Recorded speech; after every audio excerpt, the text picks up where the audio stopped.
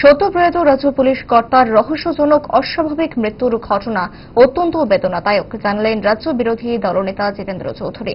পাশাপাশি এই মৃত্যু রহস্য কাণ্ডের যোগ্য তদন্তে বিচার বিভাগীয় তদন্তের দাবি জানিয়েছেন জিতেন্দ্র চৌধুরী।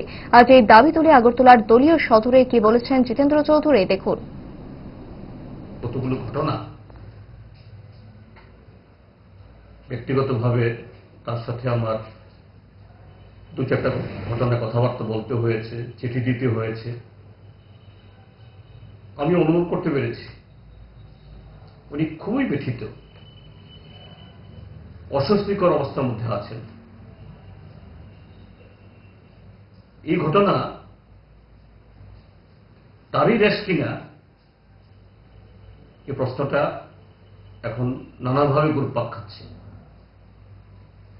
এই জন্যই বলব যে এর যদি সঠিক তদন্ত হয় এবং সঠিক তদন্ত করা উচিত, এবং এটা সাধারণ পুলিশ দিয়ে হবে না। আর ডিজির মৃত্যু সাধারণ পুলিশ কে করবে? সিবিআই দিয়েও হবে না, কারণ সিবিআইও এখন আর আমাদের দেশে বিশ্বাসযোগ্য না। এটা শাসক দলের হাতিয়ারে পরিণত হয়েছে তাদের রাজনৈতিক স্বার্থ সিদ্ধি করার জন্য। এই জন্য আমরা ইতিমধ্যে দাবি তুলেছি যে বিচার বিভাগীয় তদন্ত হোক। এখানে আমাদের ত্রিপুরা হাইকোর্টের সিটিং জাজ এবং তার মধ্যে যদি চিফ জাস্টিস হয়, নিশ্চয়ই এটা তো আর রাজ্য সরকার সে নির্দেশিকা দিতে পারবে না, কারণ তাদের অনুরোধ করতে হবে।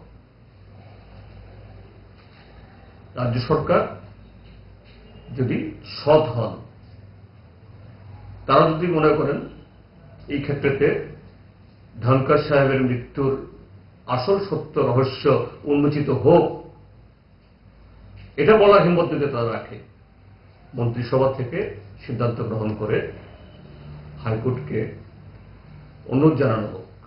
স্যার, একটু আগে